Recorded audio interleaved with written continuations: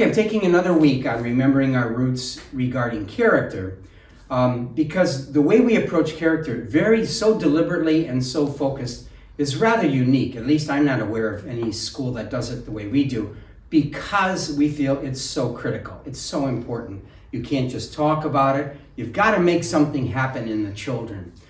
So our whole program is relatively unique. I explained last week that there's two parts to it: the teaching, every morning an opening to awaken children's eyes to the good, to create a love for the good, to inspire their hearts to want to be good. Hearing stories of great people in history and great people living today does that. You see good stories, you hear good stories, it makes you want to be like that. The second part is a little more challenging. That's the training part. Now you may remember from previous videos or from other writings that I've done that character is the aggregate of all your virtuous habits. And all the habits are a result of practice. And practice has to be conducted over time. You can't tell children to behave a certain way. It has to be trained through practice until they become habits, until they become automatic. To the point of what's called automaticity. You do things automatically because a habit has been created. Now, but when it comes to training, there has to be a partnership between parents and their children, between the teachers and the children, because there's a lot of tedious work. Any kind of practice takes a lot of tedium. And I brought two books I thought, in case you're interested. One is by Charles Duhigg. It's the title of the book is Habits, and the other one is by Baumeister and Tyrion called Willpower, explaining that aside from intelligence, the most important thing that a human being can have to be successful in the world is self-control or willpower. And that comes through the building of habits. It doesn't come automatically. Now let me go back to this partnership thing. When you're going to be firm in developing habits, there's a grind. It's hard on the child, it's hard on the parent, it's hard on the teacher. I use math for an example. Nobody really likes to memorize all their math facts or likes to do computation skills till they're automatic or to do algebraic equations until they're automatic. So you walk this line between encouraging and insisting, between loving kindness and absoluteness. We're going to do this.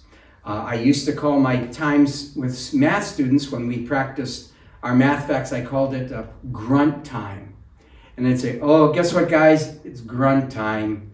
And then I get everybody to say, just to sort of make fun of the whole thing. But nevertheless, it was critical that they understand I've got to do hard, tedious work. It's the same thing here at school when we teach writing. Because we have the children writing week after week after week and rewriting and going back over their sentence structure, back over their paragraph structure. Oh my goodness, it's tedious, but it has to be done. So with a loving hand that has verbal rewards, you insist the children do it.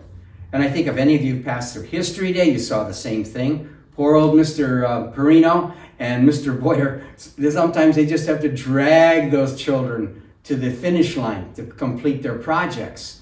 When we do poetry show, all the children stand up in front of 100, 200 people in the evening. But the little shy ones, they just, they won't say a thing. So you say, a little bit louder. And they say it a little bit louder. Oh, that's wonderful. Now a little bit louder. And you're walking this line between when you push them too hard or when you don't push them enough. And then you all know we have homework at Birchwood. And what does homework do? Well, in addition to the academic side, it builds up habits of scheduling your time, organizing your work, organizing your materials, prioritizing, not once, not twice, not 1 year, but 8 years. And the very fact that our 8th graders are so capable of getting stuff done has been this practice over time that it is now their habit. One of the more delightful stories I have is of twin sisters who went to one of the better private schools in Cleveland. And when their freshman classes were finished, the very first day, they had 3 hours of homework. And their friends that they were with school with, they were crying, how are we ever going to do this? And the two of them looked at everybody and said, what are you complaining about? Get out your schedule. Let me show you how to do this.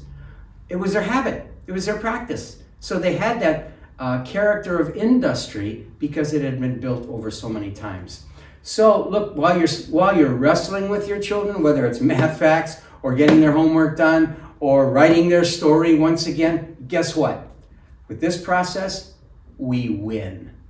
It appears that they're going to win because they fight us, they argue against us, they push back against us, but with a combination of love and kindness and tenderness and firmness, we are going to do this. That gradually the habits get formed and good character is a result of that. And that's what makes, I believe, one of the big factors of the school that makes us successful educating children.